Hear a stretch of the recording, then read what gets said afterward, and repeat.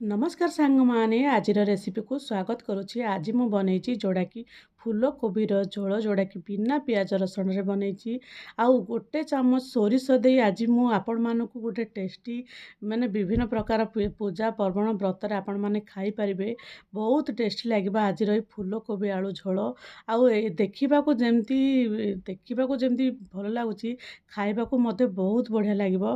विभिन्न प्रकार पूजा पर्वण दिन में आपण माने बिना पियाज रसुणर बनिकी करिकी खाई पारिबे। आमर फूल कोबी और आलूर सुखा सुखा गोटे तरकारी जोड़ा कि फूल कोबी आलू झोल बोली कहबा।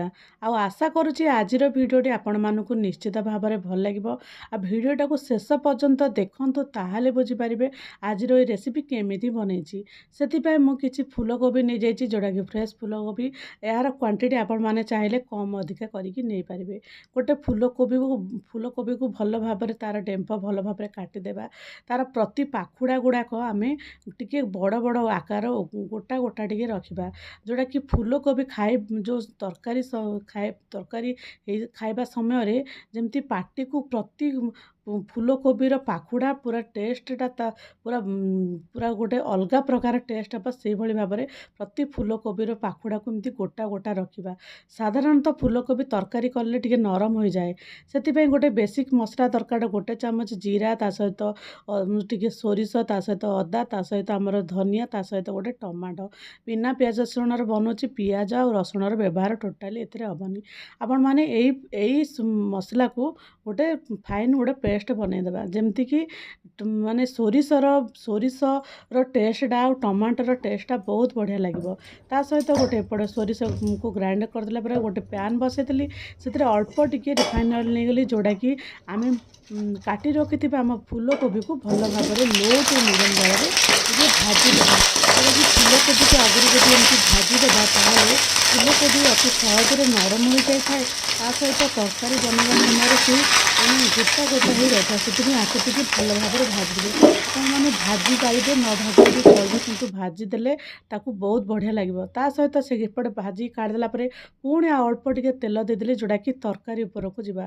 तरकारी बनवाई अल्प टिके आमर जीरा ता सहित अल्प टिके आमर सोरिष को फुटण करने को देवा। जीरा सोरिष तेजपत्र भल भाव में फुटीगला आमर जीरा सोरिष तेजपत्र फुटीगला ताकू पुणी लो टू मीडियम जाल रे ताकू बाटी रखि आमर जोड़ा कि माने अदा तो जीरा धनिया ये सब जो टमाटर पेस्ट को से फुटण रे आमे भल भाव में फुटण फुटीगला से फुटण को पकईदे लो टू मीडियम जाल रे पुणी ताकू भल भाव में टिके कषिदेवा।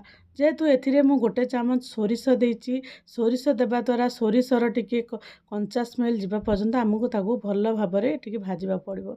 ता सहित अल्प टिके लंका गुंड देदेमा। मु आगर लंका गुंड बिल्कुल भी देन ताकू लंका गुंड टिके देकी पुणी से मसला को भल भाव में कषिबा। जमती देखो मसला पड़गला केमती चुटचाट शब्द होची ताकू लो टू मीडियम जाल रे भल भाव में एमती कषिबा। देखो तार कलर केते सुंदर होईची ताकू किछि समय कषिदेला अधिका किछि कषिबा दरकार नहीं। जोड़ा कि आमे सोरिष तो एथिरे मिसिची सेति अल्प किछि समय भाजीदेला देखंतु मसलाटा भल भाव में कषि हो गलानी। ए स्टेज रे मसलाटा भल भाव में कषि हो गलानी माने माने माने तापर आमे भाजी रखिथिबा आमर फूल कोबी को पकईदेबा। फूल कोबी को पकई पुणी लो टू मीडियम जाल रे भल भाव में माने फूल कोबी मसला सहित भल भाव में एमती गोलाई देबा जमती फूल कोबी सहित मसला भल भाव में मिसीजीव। एभली भाव में अल्प टिके आम ए पानी देदेबा। पानी देवा द्वारा आमर जो फूल कोबी आगरू तो भाजी रखि फूल कोबी को से पानी सहित भल भाव में फुटा को देवा। देखो एपट सेपट एमती गोलाई देली एपट सेपट गोलाई देला ताकू अल्प टिके पानी देवा। अधिक पानी देले बिल्कुल भी भल लगेनि। यही रेसिपीटा हूँ टिके सुखा सुखा रहिले बहुत बढ़िया लगे। आपण मैंने थरे मो स्टाइल बनातु ताहले जानीपारे। ता सहित दरकार मुताबक लुण देदेबा। दरकार मुताबक लुण दे लो टू मीडियम जाल रे किछि समय आम फुटा को देवा। किछि समय फुटीगला किछि घोड़नी दे किछि समय फुटा को देवा। किछि समय फुटीगला देखंतु केते समय फुटीगलानी। यही स्टेज रे आमे ताकू अल्प टिके आमर गरम मसला गुंड देदा। गरम मसला गुंड देकी ତାକୁ ଗରମ ମସଲା ଗୁଣ୍ଡ ଦେଇଦେବା। ଗରମ ମସଲା ଗୁଣ୍ଡ ଦେଇ ପୁଣି ତାକୁ କାଢ଼ିଦେବା। ଦେଖନ୍ତୁ ଫାଇନାଲ୍ ଲୁକ୍ କେତେ ସୁନ୍ଦର ହେଇଯାଇଛି। ତରକାରୀଟି କେତେ ବଢ଼ିଆ ଲାଗୁଛି। ସୁଖା ସୁଖା ହେଇଯାଇଛି ଆମର ମାନେ ଫୁଲକୋବି ଆଳୁର ଗୋଟେ ଝୋଳ ହେଇଯାଇଛି, ଯେଉଁଟାକି ବିନା ପିଆଜ ରସୁଣର ବହୁତ ବଢ଼ିଆ ଲାଗିବ। ଏହା ତା ସହିତ ବିନା ପିଆଜ ରସୁଣ ଗୋଟେ ମସଲା ମଧ୍ୟ ଦେଇଦେଲି। ତାକୁ କିଛି ସମୟ ରେଷ୍ଟ ଦେଲା ପରେ ସିଏ ପୁରା ସେଟ୍ ହେଇଯିବ। ଆମର ମାନେ କୋବି ସହିତ ଭଲ ଭାବରେ ସେଟ୍ ହେଇଯିବ। ଦେଖନ୍ତୁ ଫାଇନାଲ୍ ଲୁକ୍ କେତେ ୟମି ଲାଗୁଛି। ମାନେ ବିଭିନ୍ନ ପ୍ରକାର ପୂଜା ପର୍ବଣରେ ଆମେ ଏମିତି ଫୁଲକୋବିର ବିନା ପିଆଜ ରସୁଣର ଏମିତି ତରକାରୀ କରନ୍ତି ଖୁଆନ୍ତୁ। ଆର ଟେଷ୍ଟଟା ପୁରା ନିଆରା।